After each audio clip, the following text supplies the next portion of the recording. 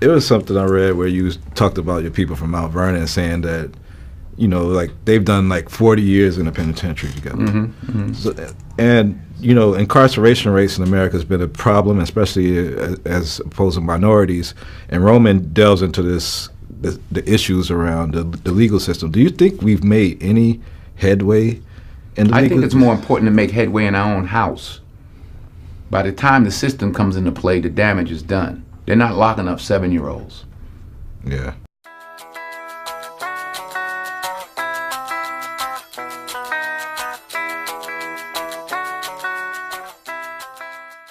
You know, I was in Chicago a couple of 3-4 weeks ago, and we saw these little kids on bikes with masks on the side of their head, like 5 or 6 of them. And the driver said, yeah, they're little yummies. I said, who? He said, little yummies. Look up, Google Lil Yummy. Lil Yummy was an 11-year-old murderer. Wow. And you look at his picture, you'll see the headshot of him, and he's like this. And he got murdered at 11 by a 14-year-old. Wow. Who's doing life now, and a 16-year-old. That makes no sense. You blame the system? Where was his father? Yeah. It starts in the house. It starts in the home. And yet you said you never considered yourself a feminist. Why is that? And do you get the same kind of pushback in saying that I do? Because I've said the same. I get pushback. You have to listen to it. You're younger. I don't listen to it because I'm old. Because when I was growing up and going to school and being a lawyer and trying to become a judge and becoming a judge and then becoming a supervising judge, I didn't do it through any organization. And I think it takes away from your own self-worth if you say, I did it based on the work of a larger group. Charles Barkley was involved. You mentioned Ferguson earlier. He was involved in the Ferguson debate, and he made comments that caused some uproar in the black community. Real quick, this is what Barkley said. Okay. We as black people, we got a lot of crooks. We can't just wait until something like this happens. And we have to look ourselves in the mirror. There's a reason they racially profile us at times. Sometimes it's wrong, but sometimes it's right. So to act and sit there and act like we hold no responsibility for some of this stuff, it's disingenuous. I know you got to run, but what did you make of Barkley's comments? I echo his sentiments exactly. We need to look in our mirror ourselves, stop waiting on someone to come march on our behalf, take ownership in ourselves, make our community better, stop looking for a handout, do something about it yourself that you can control, all right, and stop using the excuse about race, all right? I am sick and tired that every time you turn around, that's what we dangle. Everybody can dangle. Last but not least, race goes both ways. It really goes both ways. So when you saw something like Ferguson, did you think this wasn't about race when that kid got shot? No, we don't know all the facts. When I saw that, everybody was at fault. My heart goes out to the family. But let me tell you something. Our first responders have a hell of a job to do. They have families as well. But I think this right here, our problem now is we do so much talking and beating things to death. Let's take ownership in ourselves. What can we do? What can we do as a society? What can we do as African Americans? And stop waiting on someone to come in and march for us. You know, be your person and own up to what you need to do and handle your business. And I think it'd be better. But I have nothing wrong with what Charles says because I believe him as well. Marcus, it must have been a difficult decision to let them make a movie. How close is it to what happened? I would say it's as close as you could possibly get without having to have killed some of these guys up on the mountain filming it.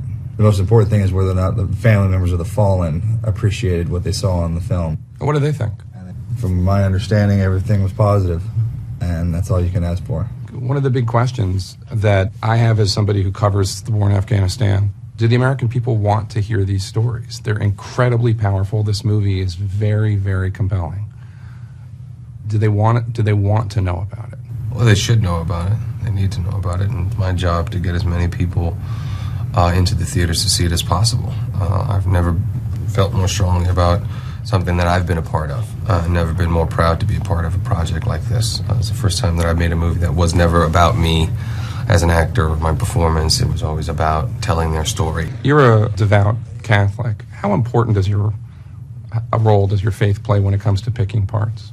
I try to be as open as possible in the kind of roles that I consider. I don't want to limit myself as an actor. I have made some roles that I think would be questionable, certainly to my parish priest and some other people, but I hope God's a movie fan. I don't want to explain Boogie Nights at the right time.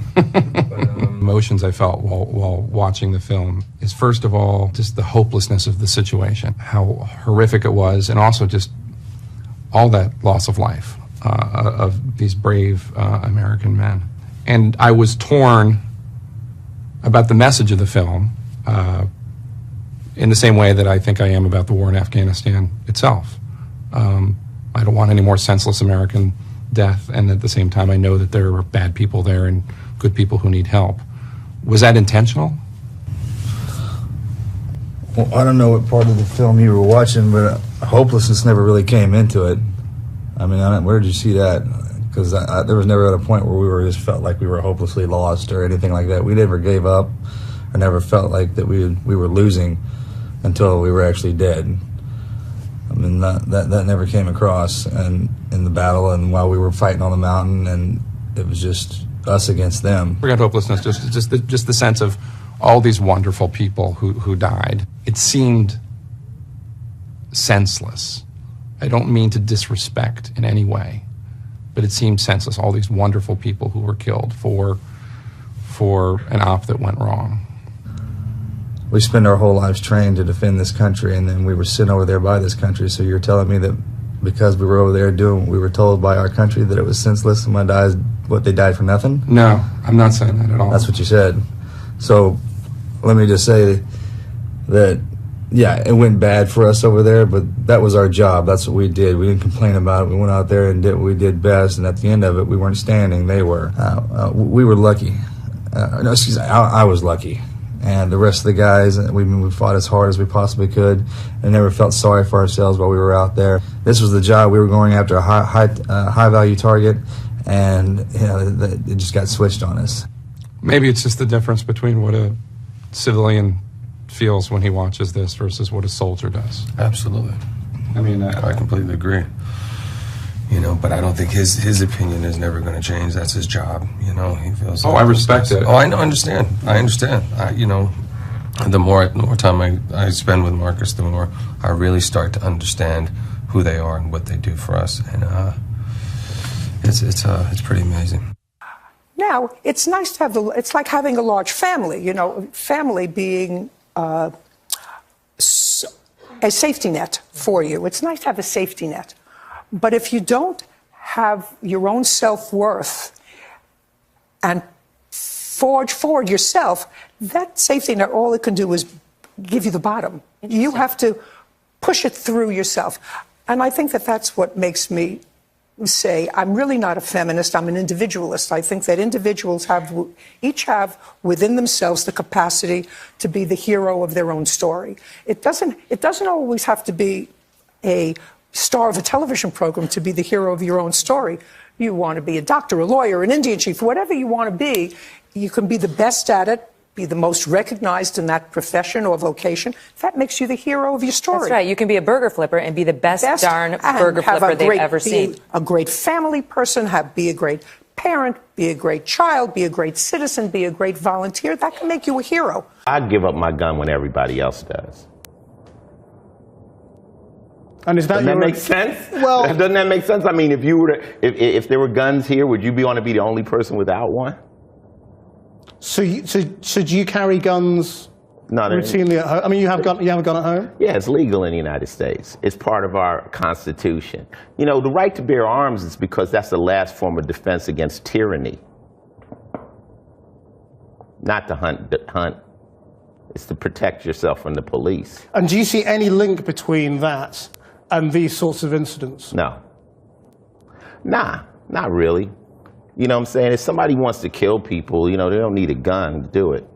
Makes it easier though, doesn't it? Not really. You can use you can strap explosives on your body. They do that all the time. So when there's the inevitable backlash of the anti-gun lobby as a result of this incident, as there always is. Well, that's not going to change anything in the United States. Anything. Nah, the United States is based on guns. You know, like KRS says, you'll never have justice on stolen land. So it's not going to change. And yeah, well, my father got locked up. Well, where was his father? Yeah.